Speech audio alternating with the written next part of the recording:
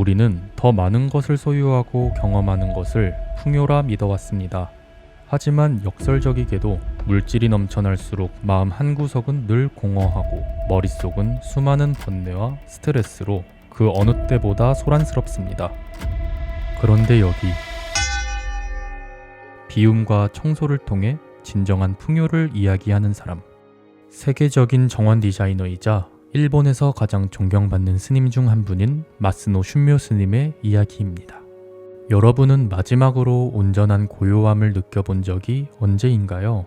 단순히 소리가 없는 상태가 아닌 마음의 소음까지 잦아든 진정한 평온을 말입니다. 우리는 어쩌면 인류 역사상 가장 소란스러운 시대를 살고 있는지도 모릅니다. 손안의 화면은 쉴 새 없이 새로운 정보를 쏟아내고 관계의 피로감은 디지털 세계까지 이어집니다. 마스노 슌묘 스님의 사상은 선불교의 근본에 뿌리를 두고 있습니다. 선이란 언어나 이론을 넘어서 직접적인 깨달음을 추구하는 수행의 길입니다. 일본의 선불교에서는 아주 오래전부터 청소를 깨달음에 이르는 중요한 수행의 길로 여겨왔습니다. 선은 머리로 이해하는 것이 아니라 몸과 마음으로 체험하는 것을 말합니다. 그래서 선종에서는 좌선이나 청소, 식사 같은 모든 일상이 수행이 됩니다. 선사에서는 새벽 4시면 하루가 시작됩니다. 승려들은 잠든 경내를 구석구석 쓸고 닦습니다. 그건 단순히 절을 깨끗하게 하려 하는 게 아닙니다. 그들에게 청소는 마음의 훈련입니다. 하루의 장무, 즉 노동 수행을 통해 마음의 번뇌를 하나씩 걷어내는 것이죠. 걸레를 짜는 손끝에 자신의 생각이 고요히 잠잠해지는 것을 느낍니다. 그것이 바로 무심의 경지입니다. 무심은 아무 생각이 없다는 뜻이 아닙니다. 생각에 끌려다니지 않는 상태, 지금 이 순간에 완전히 깨어있는 마음을 말합니다. 선사에서는 마루를 거울처럼 닦습니다. 그 반짝임 속에서 수행승들은 자신의 마음을 비춥니다. 스님은 이렇게 말합니다. 집은 신성한 장소이다. 몸과 마음을 새롭게 하는 성소다. 집으로 돌아오는 길을 참배길이라 여겨보라고 합니다. 하루의 피로와 외부의 소음을 현관 앞에서 내려놓고 본래의 나로 돌아오는 의식처럼요. 스님의 청소법에서는 청소를 4가지 길로 나눕니다. 그것은 단순한 정리 기술이 아니라 마음을 단련하고 지금의 나를 새롭게 세우는 수행의 단계입니다. 첫 번째는 리셋 청소법입니다. 모든 것이 뒤엉켜서 어디서부터 손을 대야 할지 모를 때 그때 필요한 것은 청소 기술이 아니라 결심입니다. 정리의 시작은 물건이 아니라 마음의 결단이다. 리셋 청소는 바로 그 결단의 청소입니다.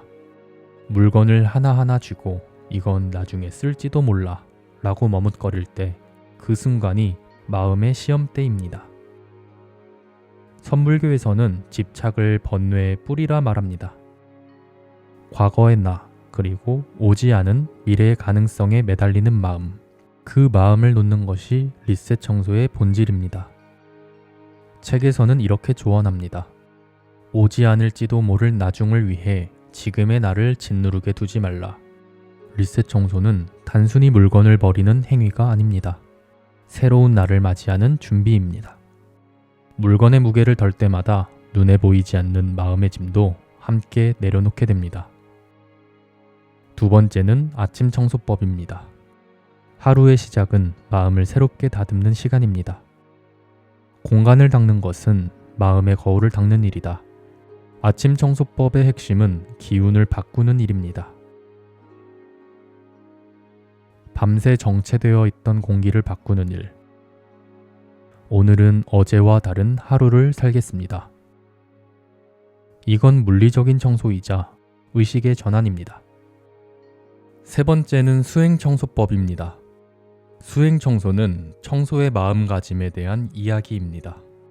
선에서는 모든 행위가 수행이 됩니다. 설거지를 할 때는 설거지에, 바닥을 닦을 때는 닦는 일에만 온전히 집중합니다. 이것이 바로 장무의 선입니다. 움직이는 명상, 행동하는 좌선이죠. 스님은 말합니다. 부엌은 생명을 빚는 성스러운 공간이고 욕실에도 부처가 계신다. 이 말의 뜻은 청소를 신성한 행위로 바라보라는 것입니다. 수행 청소는 깨끗한 공간을 만드는 일이 아니라 깨끗한 인간을 만들어가는 과정입니다.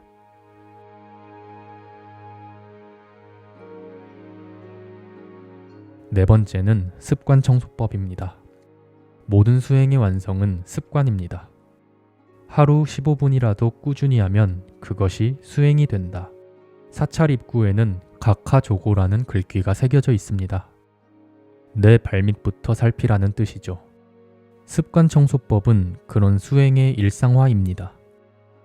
퇴근 후 신발을 가지런히 놓는 일, 식사 후 식탁을 정리하는 일, 잠들기 전 책상 위를 깨끗이 하는 일, 아무도 보지 않는 이 작은 행동들이 사람의 마음을 다듬고 하루의 질서를 세웁니다. 선의 세계에서는 작은 일의 완성이 큰 깨달음으로 이어진다고 말합니다. 왜냐하면 한 가지를 끝까지 하는 힘이 바로 수행의 본질이기 때문입니다. 스님은 이 네 가지 청소법을 통해 우리에게 묻습니다. 그대의 청소는 공간을 닦고 있는가? 아니면 마음을 닦고 있는가? 리셋 청소는 과거를 놓는 법을, 아침 청소는 하루를 여는 법을, 수행 청소는 마음을 담는 법을, 습관 청소는 삶을 지속하는 법을 가르칩니다. 이 네 가지 길을 꾸준히 실천한다면 우리의 집은 단순히 머무는 공간이 아니라 마음이 머무는 도량이 될 것입니다. 중국 원나라에 중복명본이라는 한 선사가 있었습니다. 그는 배움에 대한 열정이 넘치는 젊은 제자들에게 매일같이 청소를 시켰습니다. 그들은 청소를 하는 대신 깨달음이란 무엇인지, 진리의 길이란 어떤 것인지 끊임없이 물었습니다. 하지만 선사의 대답은 늘 같았습니다. 빗자루와 먼지떨이를 들고 법당의 먼지를 닦아라. 심오한 진리를 탐구하러 왔는데 고작 청소나 하라니요. 하지만 스님이 가르치고자 한 것은 명확했습니다. 깨달음은 머리로만 얻는 것이 아니라는 것. 하루 일하지 않으면 하루 먹지 않는다는 백장선사의 규칙처럼 스스로 몸을 움직여 땀 흘리는 일상의 노동 속에 진리가 깃들어 있다는 것을 말입니다. 청소는 고된 노동이 아닌 마음을 닦는 수행이 됩니다. 우리의 공간은 단순히 머무는 장소를 넘어 우리 내면을 고스란히 비추고 있습니다. 정돈되지 않은 방은 단순히 게으름의 결과가 아닙니다. 그건 혼란스럽고 피로한 마음의 반영입니다.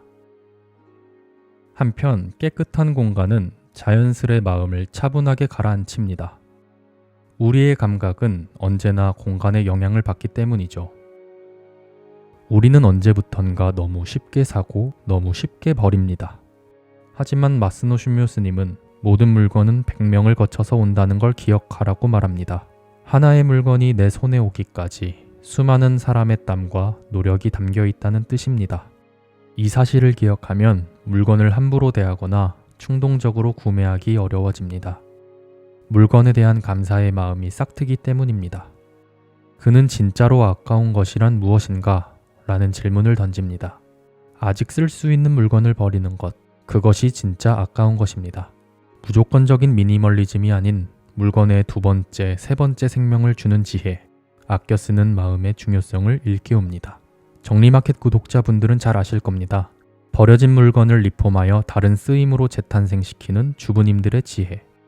단순히 물건의 용도를 바꾸었을 뿐인데 새로운 도구로 활용되는 참신한 행동들이 얼마나 중요한지를요. 책의 첫 문장은 이렇게 시작합니다. 좋은 운과 기회를 잡으려면 청소부터 시작하라. 청결한 공간은 우리의 의식을 맑게 하고 맑은 마음은 세상의 흐름을 제대로 읽게 해줍니다. 그게 바로 운입니다. 운은 우연히 오는 게 아닙니다. 마음이 준비된 사람에게만 다가옵니다. 그리고 그 준비는 매일의 청소라는 단순한 수행에서 시작됩니다. 마스노 슈묘 스님이 말하는 청소의 본질은 오늘 당신이 걸레를 들었다면 그건 이미 수행의 시작입니다. 한 번의 쓸기마다 마음이 맑아지고 한 번의 닦음마다 생각이 투명해집니다. 스님의 청소법 책은 정리 잘하는 법을 알려주는 매뉴얼이 아닙니다. 물건을 버리라는 이야기도 아닙니다. 그보다는 왜 내려놓지 못하는가를 조용히 들여다보게 만드는 한 권의 거울입니다. 이 책을 한번 읽어보시길 추천드립니다.